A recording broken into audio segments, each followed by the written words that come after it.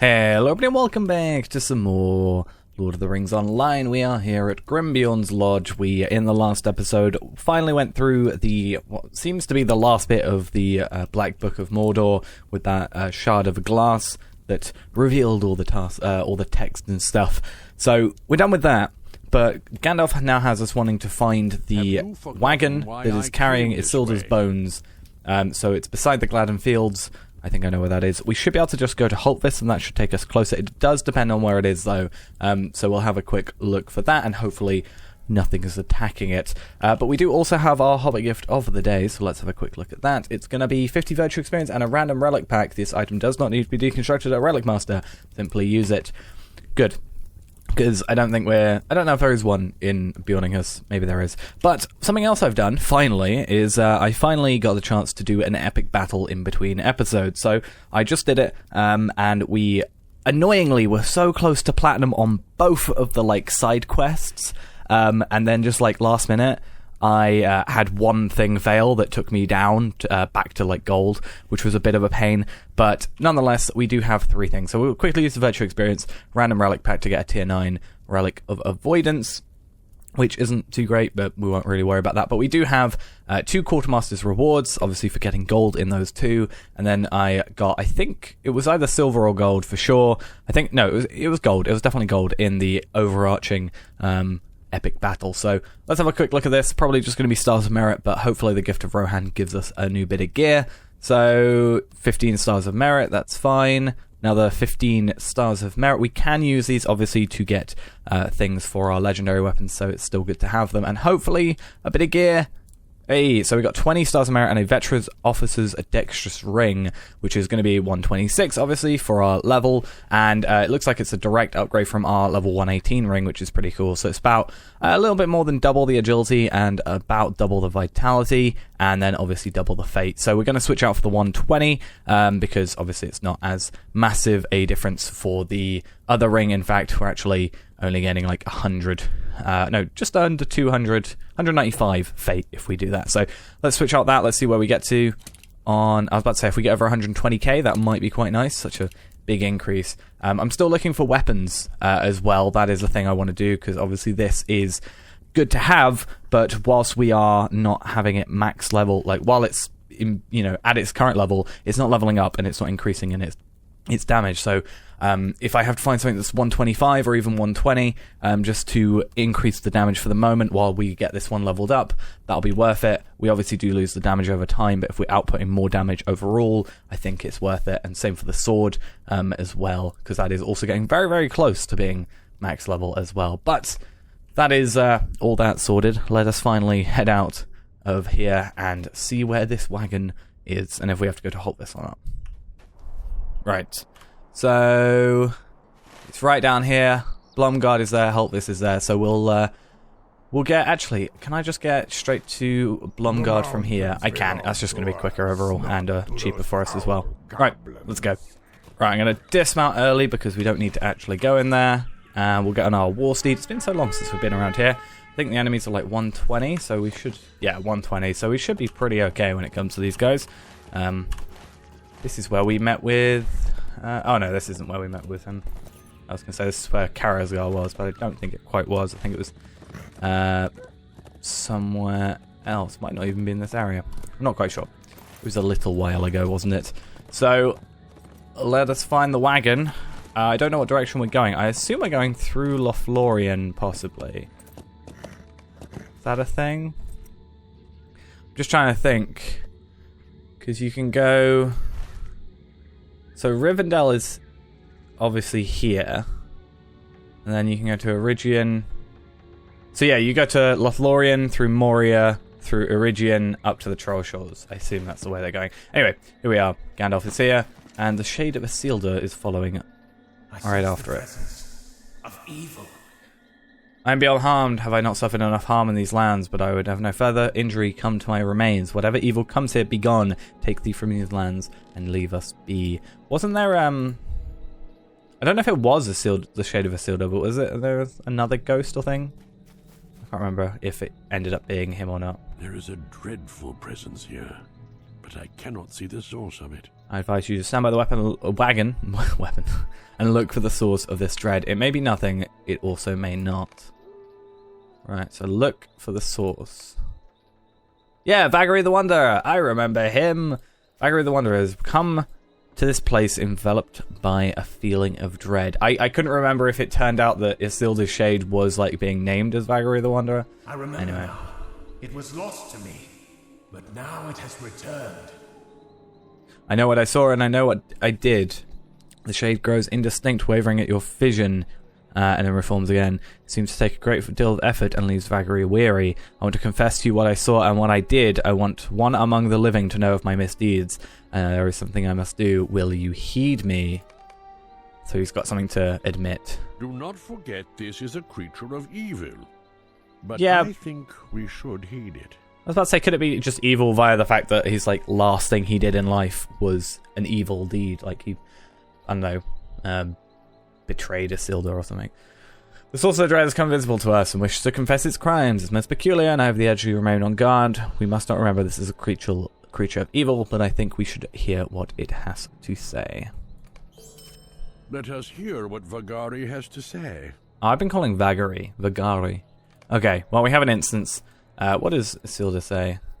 The shade of Isildur stares impassively at Vagari and says nothing. Does he know who he is or not? We'll see. Anyway, we have an instance to do. My story begins long ago. Let's have a look. So very long ago. This is my tale. Hear it, and know from whence I came. So we are the Hill of Erech, which is the Blackroot Vales, which is Gondor, as we know. So the Stone of Erech should be up there. I also just noticed we're very, very close to leveling up. So we actually got 470k from that. So we actually have enough bonus XP to level up today if we get two more quests done. So we'll see if that happens. If not, next episode.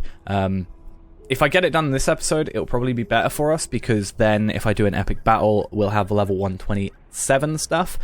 If not, what I'll probably do is do an epic battle in between and not open it till we get to 127, just because I don't want to open some stuff and it immediately technically be out of date, because it only goes off of what level you are. So if you can store them forever and get to the max level and then have this stuff, which is kind of a cool thing. Anyway, I was born in Numenor 2 scant years before its fall. I cannot trust my memories of the land. They are true recollections or the fleeting shadows of memory. I was told, the impression of others. I cannot say, but I know the name I was given. I was born Adunzagar, and it was the first of my names, and it was not the last. My father was Urizagar. There we are. The Captain General of the Numenor's fleets, and his title was Sword of the Sun. Do I remember his cruelty or his worship at the Temple of Sauron? I thought I did. Do I remember the warmth of my mother, Abrazani? I thought there's a lot of Zeds in this. Or is it a memory of creation too? Balm for the hurt of my heart. This I do know. My mother pleaded with the sons of Elendil to make a place for me on their ships when the deluge came to Numenor. In later years, when I was older, Isildur told me my father's spies prevented her from reaching the ships in time. Was it so? I do not know. But that is how I came without a father or mother to the shores of Middle-earth when Numenor sank beneath the waves.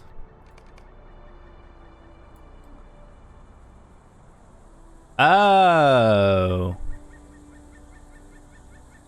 Is that who I think it is? Yes, it is. It's like the adopted brother, right?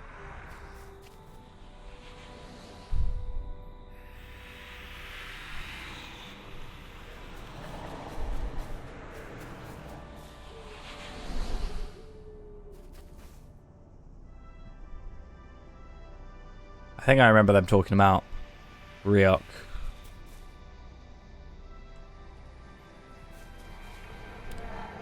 Yeah, because he was talking about his axe. I attended the victory feast with him. Vows were sworn and speeches were made, but they passed me like mist. I had eyes only for Braventel, King Ryok's only daughter. Yes, I definitely remember this thing that they were chatting about when we were having that dinner with them. When we were back in the past.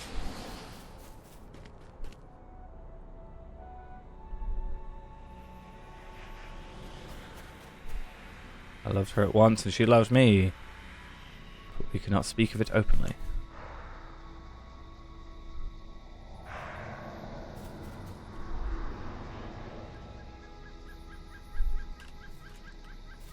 In secret, we plighted our troth before the stone my foster father set upon Erich. Why secretly? Because you couldn't do it openly. King Riok had pledged peace of my people, but he still hated the men of Numenor. Raventel knew this, but the ways of the heart are not those of the mind. Revealing the truth of our love would destroy the peace between our peoples, so he said nothing.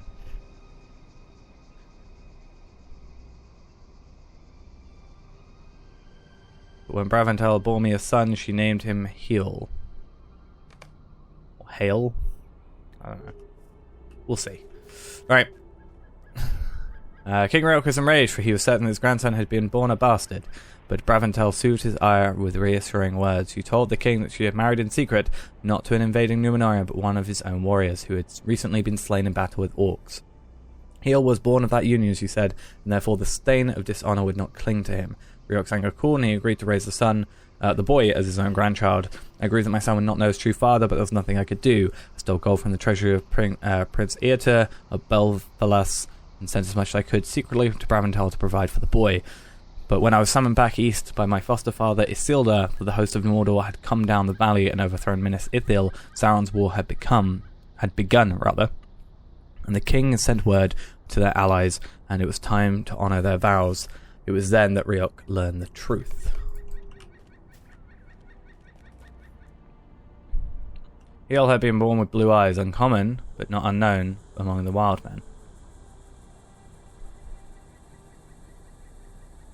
Their eyes sometimes did not darken until they reached the age of 2. But Heal's eyes did not darken, and his pale skin and black hair betrayed his Numenorian blood. Yeah, I think you could have assumed that. Riok confronted Braventel, threatening to kill her child, and she confessed the truth. Well, that's just mean. She said she had loved a Dunedain, but she would rather die than betray his name.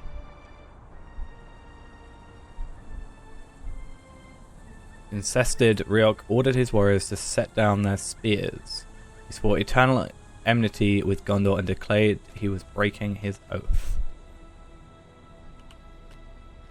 Is that what attacked Isildur? Maybe. The men of the matter would not fight against Sauron. And so the curse of Isildur was levied against them. Oh, right.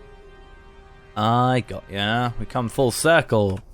I was thinking when we were here, I'm like, oh, ghosts. This is not the first time we've been here with, spirits and ghosts. So, I pleaded with Isildur to show mercy to forgive Riok and his people of their oath-breaking, but my foster father's wrath at their treachery was so great I feared for my life. I quailed before the storm of his rage and told him not of Braventel my wife or Heal my son. Would the truth telling have changed his mind? Would it cause him to repent of his curse? My mind dwells on this. My mind dwells ever on this, not the earliest of my wrongs, but the first I regret. I went north with Isildur and my foster brothers to summon aid up from Arnor and from the elves, and every night my heart pleaded with me to speak the truth, and every day the guilt pressed heavily upon me and weighted my lips shut. For all my time with the Great Alliance I kept secret my marriage with Braventel and my duty I owed my son. My brothers goaded me with the thought I might never marry, and each of their barbs pricked more deadly than intended or imagined.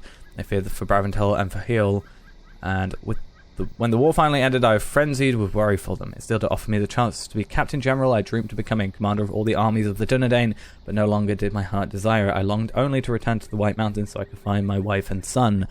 Then I will make you more than a mere lord, my son of no blood, Isildur said to me, but rather a prince, for Eoter and his sons perished in the war. Balfalas needed a new master. Go and take my blessing with you. I will take your blessing, I said to him, but not for me. Show mercy instead to the men of the mountain, and lift your curse you have placed upon them. I will bring you their false king's head, and his people shall swear their oath anew. But he refused. Always did Isildur refuse me this one request. Things could have gone very differently. I don't know how that would have panned out, because we wouldn't have had them to fight with us. So, maybe it's for the best? I brought this.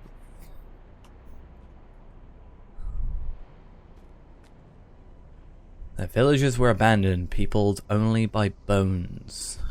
Damn. Oh, hello. The Hill of Erica had become a blighted and fearful place. Yeah, I think there's still ghosts there to this day.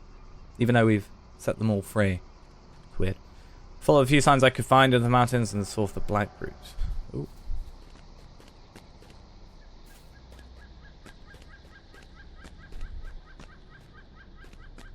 Deep within the darkness of the mountain tunnels, I found that I came too late. The wild men had all died. Something had perished. Some had perished by starvation or disease. Others had killed one another or themselves. Damn. Ryok lay among them, his own sword buried in his heart.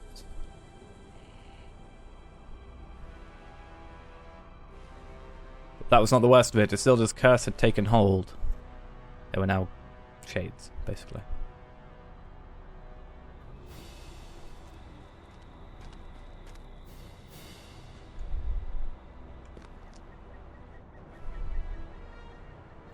On the top of the hill of Eric, he howled his rage and fury at me. I can't remember if we knew he was Ryok at that time. I now know who despoiled my daughter, faithless invader from beyond the sea. My rage will follow you forever, though I remain bound to pass no further than Eric. You'll never be free of it. My howling anger will pursue you wherever you think to go. But that is the least of the daggers in which I cut thee. This will be the sharpest. There can be no escape for my daughter and her child. You will share my sorrow, detestable thief, for she and her child will remain with me forever. Damn. The shade of Tarandil falls silent, overcome by ancient grief. Oh, that was an interesting way of doing that. Let's turn our names back on. Right. And also allow us to run. There we are. The pieces fall into place. And I begin to see the sad road that brought the Sage of Tarandil to this place and his state. Could he have turned away from his course and prevented the evil he would cause? For I guess at the ending, it is still sorrowful. We must hear it. I thought it was going to be like they attacked Isildur when they were here, and it wasn't actually the orcs of Mordor or something. But no, I guess not. Tarandil's confession has not yet ended. If he will say more, we must listen. Well, I guess we will listen, and this is still 471, so that means that we should also get a level up at the end of this, which means next episode will be to 127, which means the epic battle will give us the correct amount of well, not the correct amount, but a leveled up item at 127 rather than an item at 126, which is good for us, but also means our ring is immediately out leveled, I guess. Hopefully we don't get another ring, or if we do, it at least beats this one. I think ideally that was our lowest level item, I think. Maybe it always goes to the lowest level one. And then that means we'll probably get a new either ring here or this bracelet or this here. Because it doesn't give us armor, unfortunately. If it did, that would be great. But it doesn't. Anyway, let's go. I have more to tell, though it caused me pain. I hid it not, for the wounds run deep. There is no part of me that feels them not. Never before had I known such despair. Okay. I remember little the days and the weeks that followed. I wandered in the wilderness, mad at the grief of my wife and son, lamented their doom, an eternity of pitiless unrest.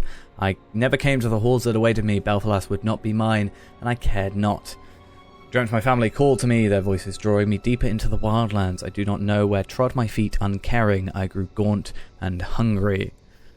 Okay, somewhere in the wilderness not far from the site of the past victory that was now wholly meaningless, I found a creature that was known to me, one of the 9. It was a Nazgul of Sauron, and I could not escape it. Do I say could not? That is not right of it. I did not try to escape. Perhaps that Nazgul could give me the only escape I wanted. I welcomed the cold touch of death, and I feared it not. Oh.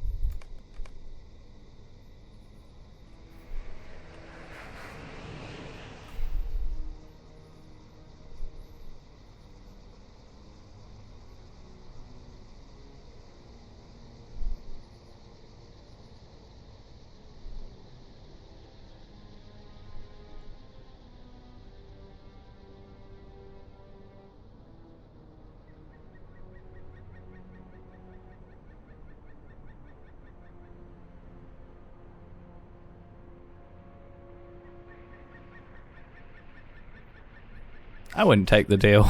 I mean, at that point you've basically already won, kinda.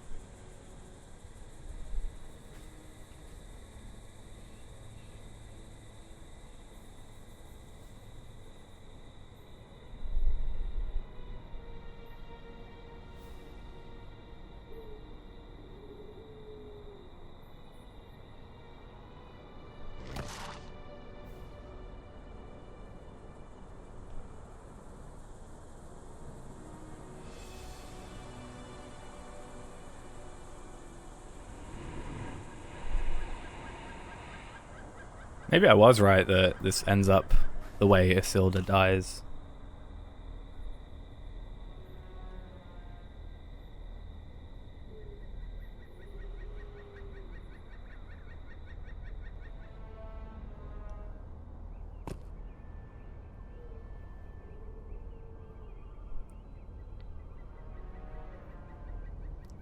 I mean, it's a fair enough thing. I guess they must be able to peer into his mind to see what he wants.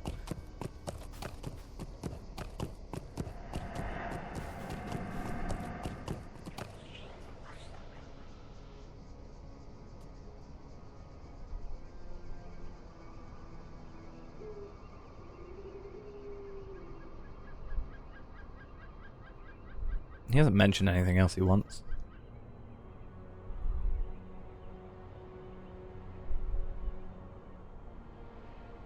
Oh, maybe it's like, yeah, against Isildur for refusing him, sort of thing.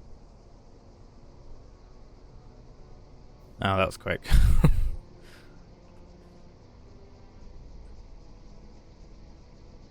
Yeah, so it's gonna be like, Isildur has the ring anyway, and he doesn't like Isildur at the minute because it stopped him. He didn't take the curse away from the mountain people. Kill him and bring him to Mordor, and your death will be your reward. Or you could just stab himself with his sword, like Briok did. And so I became my father's son after all. By how many twisted paths had... Oh yeah, his actual father, yeah, I forgot about that. By how many twisting paths had Zagar, son of Zagar, come to this place? The name Tarandil no longer suited me, but I knew I needs must wear it a little longer if it was to fulfill my bargain with the Blade of Lebanon and his master. I returned from the wilderness, gaunt and haggard, but with newfound purpose. I returned to Minas Ithil just as my foster father Isildur prepped to depart from Annúminas, or for Annúminas, to claim his father Elendil's throne. They delighted to see me again, for they feared my death in the wilderness. The falsehoods became more easy to me than it once did. I told Isildur, my brothers, that I had been away waylaid and wounded by orcs on the road, left to die by one of their raiding parties. That would have been the end, I said to them, but for the Orodoth, the men of the mountains, they rescued me and nursed me back to health. For they have my gratitude. I tell you true, I would count their broken oaths repaired for this deed. But no, Isildur doesn't want that. Isildur will say no. I'm glad of your service to you, Tarandil, son of no blood. That's just a, like, really put down thing to say. You're not, you're nothing. But, kinda... It's weird. But the betrayal remains beyond pardon. This treachery cannot be now redeemed, no matter how dear to me the subject of their aid. If he had said yeah, he probably wouldn't have died in the way he did. Let's not dwell upon the oathbreakers. It brings me no happiness to speak of such faithful traitors, not on such a joyous occasion as this, your return from the wild and from the dead. I understand if you do not wish to take the western road again so soon. The change of heart that brought you hither to Minas Ithil is understandable. If it is your wish, I will not push you to return to Belfalas. Come with us instead to the northern road if you are hale and hearty enough for the journey.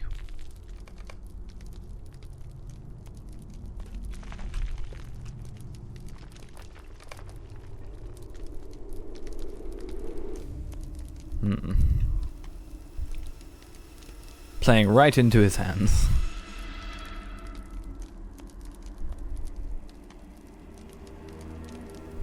For every step of that journey, I imagined many ways in which Isildur could die. But I would need to escape with the ring, and he was always surrounded by knights. That was when I saw the orcs. At dawn, I crept away from the camp and slipped away. You are more reckless of the other kinds of your kind I have slain. There's something else too. A shadow lies upon you, deeper and darker than any orc. Is that you've been given the marching orders from your band and suggest this plan of attack is more detailed than an orcish plan of battle. A feint and a retreat, followed by a finishing attack when their guard is down. I like it. I could kill you right now, foolish one. You've given us the perfect location to surprise your band, trapped between the marshes to their left and the forest to their right.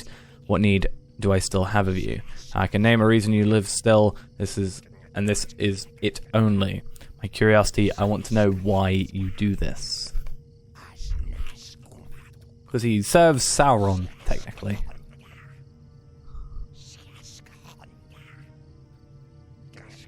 I get it. I get his point of view, but actually at the same time, it's like, you're kind of overreacting. A little bit.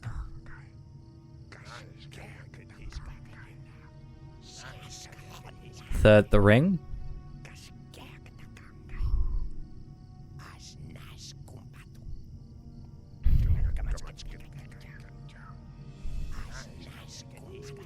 All right.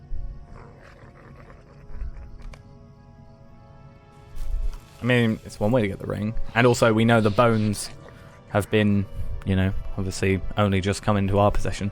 So be it, I will give you these 3 things in which you've asked. My crow feeders will get first crack at your marching men, but I will send word to the other raiding parties within range of us. Bloody Moon and Twisted Neck will want to be included, but my crow feeders deserve the greatest share of the treasure, and they will get it. But I will warn you, traitor, cross me and you'll keep your life, but only so you know the torments of like the which of torments are like of which you have never dreamed.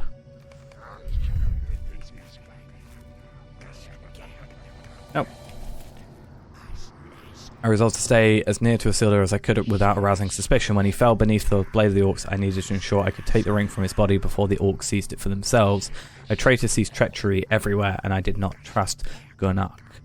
1 hour after meeting with the crow feeders, I was back at the camp with my sword sheathed at my side. No one had missed me. My treason remained a secret. Once again, the shade of Tarandil falls silent. Much has been made clear to me by Tarandil's confession. The shade of Isildur spoke true. The disaster of the Gladden Fields was no accident. Tarandil's confession brought to its close. Right, well, we're at 127 now, and we've been going on for about nearly half an hour, so I think we're going to hold off for the minute. I'm assuming at this point the rest of the epilogues is just going to be Tarandil's or Vagari's confessions, so we'll get all that sorted in the next episode. We're very close to obviously leveling this up, which is lovely. 2000 XP to go, and we're getting 20k basically from what we do, so that's nice to see.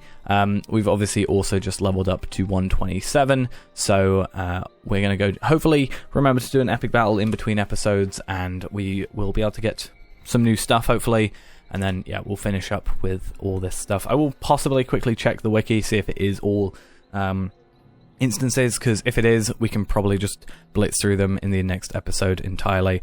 I mean, we've still got 1.2 million bonus XP, so we could get away with 2 more, but hopefully we get that, and then we get a bunch more in the next episode, maybe like 2-3 million, something like that, and that's enough to maybe blitz through them all while still having the bonus XP, and we can just have one long episode with that. But for now, we're going to hold off.